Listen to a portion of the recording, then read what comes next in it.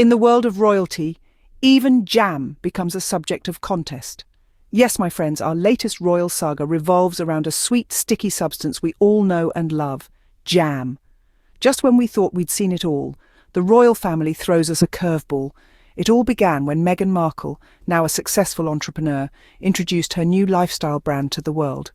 One of the products she unveiled was an exquisite organic jam, premium stuff, the kind you'd proudly serve at a Sunday brunch. No sooner had Meghan spread her jam on the world's breakfast table than Kate Middleton piped up, claiming she had a jam recipe of her own. Now, it wouldn't be so questionable if it weren't for the timing.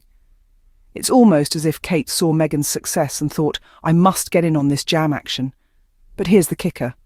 Kate is giving her recipe away for free. It's a classic royal maneuver, swooping in to try and overshadow the independent success of others. It's as if the palace can't bear the thought of Meghan succeeding on her own terms. They have to add their own royal spin, a freebie in the form of a jam recipe. But let's pause for a moment and ponder. Was Kate really in her pristine palace kitchen stirring up a batch of this plum jam? Or is this just another well-calculated PR move, a way to say, look at me, I can do things too? While Meghan is out here building a brand and creating something of value, it seems the royal family is more focused on reacting to Meghan than on standing on their own. It's a curious state of affairs, isn't it? So, my friends, we're left with a rather sticky situation, aren't we? Is this a genuine coincidence? Or is it another chapter in the royal competitive playbook? It's a jam controversy that leaves us all in a bit of a preserve. Seems like a sticky situation, doesn't it? However, this isn't the first time we've seen such a pattern. Let's take a trip down memory lane, shall we? Remember when Meghan Markle started to make her mark on the fashion scene? Her effortless chic and stylish choices made headlines and quickly became the talk of the town. Not long after, we saw Princess Kate adopting a similar style. Coincidence? Perhaps. But when it happens time and again, one has to wonder. Let's consider another example. The way Meghan addressed social issues through her speeches was something new for the royal family. She brought a breath of fresh air with her honesty and passion. But lo and behold, soon after we see Kate's speeches taking on a similar tone. Again, we might chalk it up to coincidence, but it does make you wonder, doesn't it? From the way they dress to the way they speak, there seems to be an uncanny similarity between Kate's actions and Meghan's. It's as though Kate is following a script written by Meghan. This pattern of imitation raises some interesting questions. Is it admiration? Is it competition? Or is it merely an attempt to keep up with Meghan's popularity? The pattern is clear and repetitive. Each time Meghan steps out of the box and does something groundbreaking, Kate seems to follow suit. Whether it's launching a lifestyle brand, making a bold fashion statement, or giving a riveting speech, Meghan leads, and Kate seems to follow. This pattern of imitation is not just limited to one or two instances. It's a recurring theme that has been playing out over and over again, and each time it raises the same questions about the motivations behind these actions. Is it a sincere admiration for Meghan, or is it a strategic move to keep up with her popularity? So it seems like the palace has a knack for echoing Meghan's actions, doesn't it? But the real question is, how authentic is this gesture from Kate? Consider this for a moment. Picture Kate Middleton, Duchess of Cambridge, in her kitchen, sleeves rolled up, carefully stirring a pot of simmering plums. Does it paint a believable picture? Or does it feel more like a carefully crafted narrative designed to mimic the authenticity of Meghan's brand? It's a curious question, isn't it? After all, Meghan's lifestyle brand is grounded in her personal experiences and passions. She's shared recipes, wellness tips, and lifestyle advice that feel genuinely connected to her as a person. Her jam, as part of her brand, feels like a natural extension of this authenticity. But Kate's jam, it's a different story. It seems to have appeared out of nowhere, conveniently following Meghan's own jam release. And while it's not impossible for Kate to have a secret passion for jam making, the timing is certainly intriguing. Could it be that this is just another attempt to keep up with Meghan, to show that she too can be a modern entrepreneurial woman? It's not an unreasonable idea, especially considering the pattern we've seen of Kate seeming to imitate Meghan's choices. And let's not forget the royal family's well-oiled PR machine. The palace is no stranger to using personal narratives to shape public perception. Could this jam incident be another example of such a strategy? Is Kate's jam recipe really about sharing a beloved family recipe? Or is it a calculated move to compete with Meghan's brand?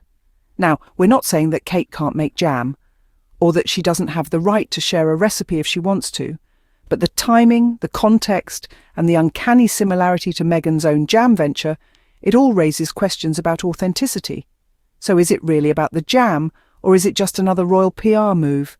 As always, the truth is often more complex than the headlines suggest, and in this royal jam saga, it seems we're only just beginning to stir the pot. At the end of the day, who is really winning here? As we turn our gaze from the jam jars back to the bigger picture, it's clear there's more at stake than just who makes the best spread. On one side of the Atlantic, Meghan Markle is rolling up her sleeves, investing her time, energy and creativity into building something of her own. A brand that reflects her values, her lifestyle and her vision. It's a courageous endeavour that requires both risk-taking and resilience. She's not just selling products, she's sharing a part of herself with the world. From her organic jam to her sustainable fashion line, each piece is a testament to her commitment to quality, authenticity and social responsibility. It's a brand built on substance, not just style. On the other side of the pond, we see a different strategy unfolding. The royal family, it seems, is more focused on reacting to Meghan's moves than carving out their own path. The similarity in their actions, the timing, it all points to a reactive stance rather than a proactive one. It's as if the palace is playing a game of catch-up, always one step behind, always trying to match or one-up Meghan's initiatives. But here's the thing, imitation isn't innovation. And while offering free jam recipes might score a few points in the short term, is it really a sustainable strategy? Is it creating value? Or is it just a quick fix to soothe perceived insecurities? In this Game of Thrones, it's not about who can copy the other's moves the fastest, it's about who can create something meaningful, something lasting. And right now, it seems Meghan is leading the way, shaping her own narrative and setting a new standard of what it means to be a modern royal. The scoreboard looks quite different when you look at it this way, doesn't it? Now it's your turn to weigh in on this royal jam saga. Is this a case of royal copycat behaviour, or are we reading too much into a jar of jam? We've laid out the facts, the patterns, and the questions that linger. Now we hand over the gavel to you. Perhaps you're of the belief that imitation is the sincerest form of flattery, that Kate's decision to share her jam recipe is a sweet nod to Meghan's entrepreneurial ventures. Or could it be that you're viewing this through a different lens, seeing it as another instance of the royal family attempting to eclipse Meghan's success? Let's delve a bit deeper. Do you think this jam controversy is just the tip of the iceberg? Are there other instances that come to mind where Kate has followed in Meghan's footsteps? Or do you think this is a one-off situation? A mere coincidence that doesn't warrant a second thought? We want to hear from you.